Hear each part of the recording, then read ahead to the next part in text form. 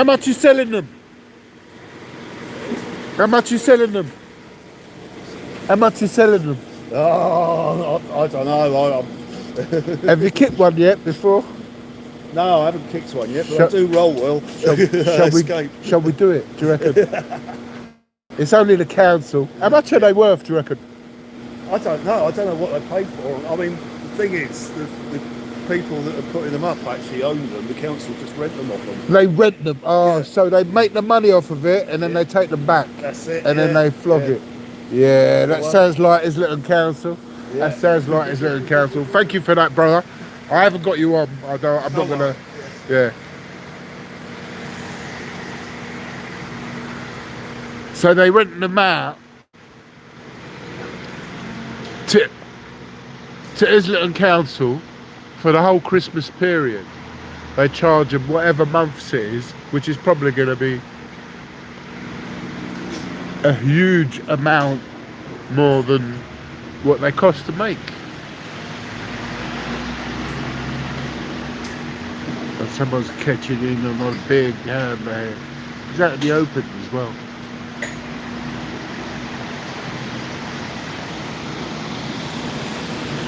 Situation is highly volatile. I'm hearing reports from rats in, I haven't checked the news in the last at least 2 hours, but I'm hearing news from rats who fall on the top 10 or top 20 or top 50 odd search when you punch up the word Lebanon on X or Twitter.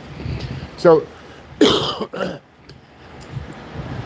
already we've established that Twitter are only providing certain tweets when you do a search on Lebanon. We've already debunked that. I'm seeing the earliest tweets that I'm seeing are about an hour ago from when they were sent. Yeah, and that's worrying. That's worrying. What that proves is there's no real-time news. And unless you are getting tweeted directly or you're following that individual directly, and even then, the Twitter is not in real time, which is very, very worrying.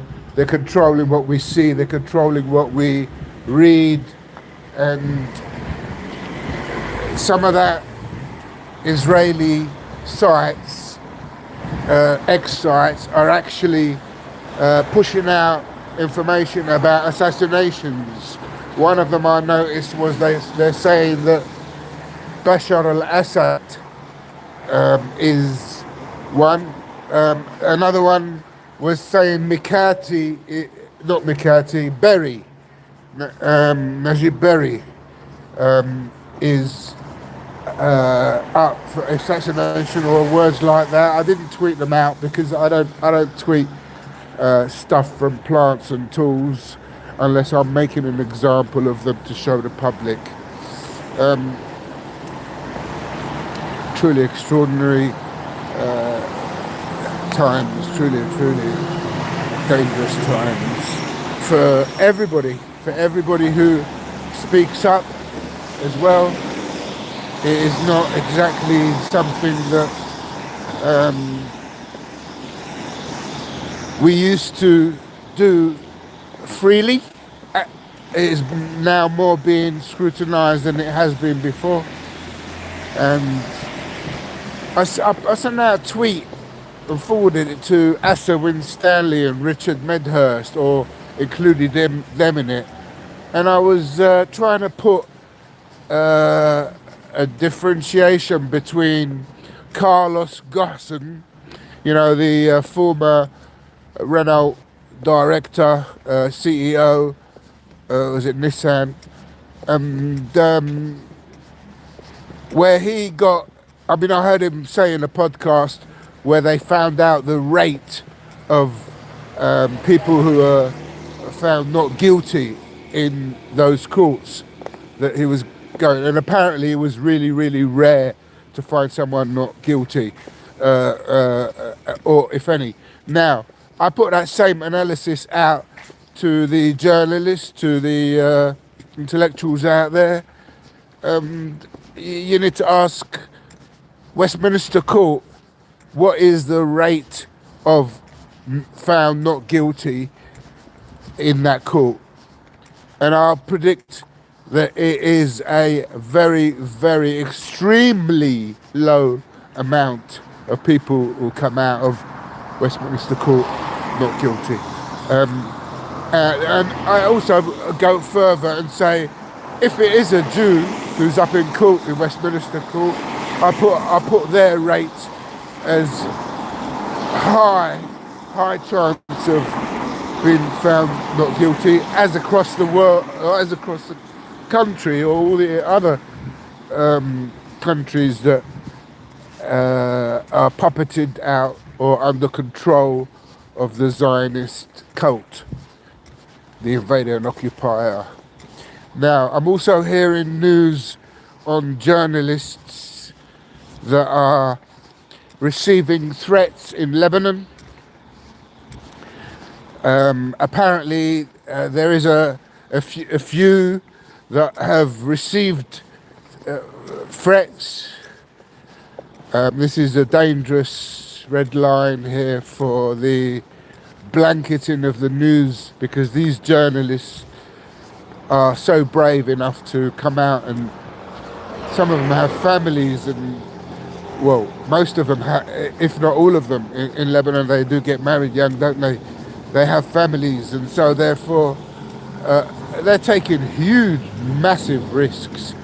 My respect goes out to them, and we need to keep up to date with what's happening in the restrictions of speaking up. You know, I am most definitely restricted from saying what I want to say. I've always said that I'm a raw talker, and I am, but there are certain laws that I don't know about, and they make me nervous when I go live, or when I want to go live, they make me be reluctant to want to go live because of these things, as well as the fact that I'm on bail. And I don't know, I haven't even been explained the legal jargons by a lawyer of what I should be doing, what I shouldn't be doing, what I should be saying, what I shouldn't be saying. None of it. And this is how they love it. This is how they love it, because they want to trap you. They want to trap you. And I remind the public, yeah, I have not got a lawyer. I lost hope in lawyers. I know that there have been complete and utter deliberations in stopping me from getting representation. I know that, and this is not just with this case here. Yeah, ever since I've been detained on hunger strike, and prior to that, even, well, you got to look at my face. Yeah, I'm a fucking foreigner. Yeah, whichever way you look at it, if I'm confronted by a white man judge or not, or even worse, a non-white man judge, it's going to make no difference. The non-white man judge is going to be even worse, yeah, because the white boy judges, they like to give all the dirty work to all the black brothers and other Asian foreign judges, yeah, and this is the way that it is, and that will apply even in government now, where these positions that are being given, they're deliberated, putting. But when I say black, I also mean, well, basically the non-white. That's what I mean. I'm not suggesting that it's just focusing on the black. There's other Asians and even Arabs, even Lebanese. Would you believe? Syrian, even loads of Syrians are being given these jobs, and they're not up to date with what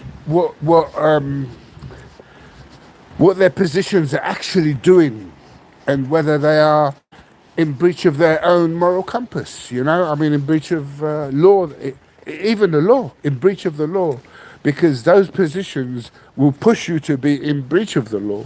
And we have to remind you, when you are employed, some jobs you just can't travel to another job to, you know? When I was at ING Wholesale Bank, I was seeing all sorts of staff, engineers coming up to me like asking me for passwords of users so that they can go and deal with their machines, like if they're on lunch or whatever. And I couldn't fathom, I couldn't understand how the heck is this engineer. And some of them are not just engineers, they're in positions in IT and management. And they got all the audacity to come up to me and ask me to give them the passwords of users. That's absolutely outrageous. I immediately made an emergency email and CC'd the big boys and the generic emails that included big boys in the securities of ING Wholesale Bank, and I flagged down because you see this travels with me. Yeah, being in IT, I am under obligations of Microsoft law, and there's certain things in the IT sector that I can do, there's certain things that I can't do. There's certain people who are allowed to have access to other people's users and certain who are not. For example, project managers are allowed, or ITIL trained professionals, information technology infrastructure library. And so we have to be careful that we don't get molded by habits of employers who want to twist the laws to suit them and implicate you, because you will be implicated in that law when you lose that job. They're not going to come and get you a lawyer and pay for it.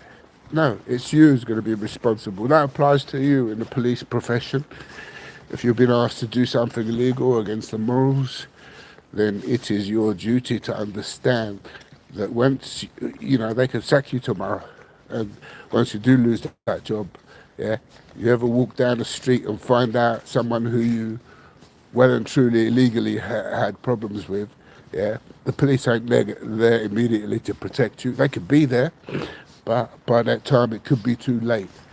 And on that note, we must be very wary of jobs that we are given.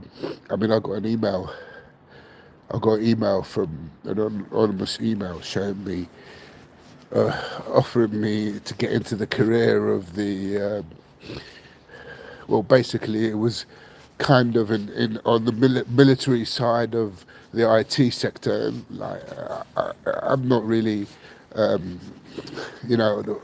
even aviation flight equipment and that. And it was a strange email that I got because I don't normally get this kind of email. But there are certain morals that we must be wary of breaking. And on that note, peace to the heroes out there. You know who you are. Bless you all with respect. Assalamu alaikum.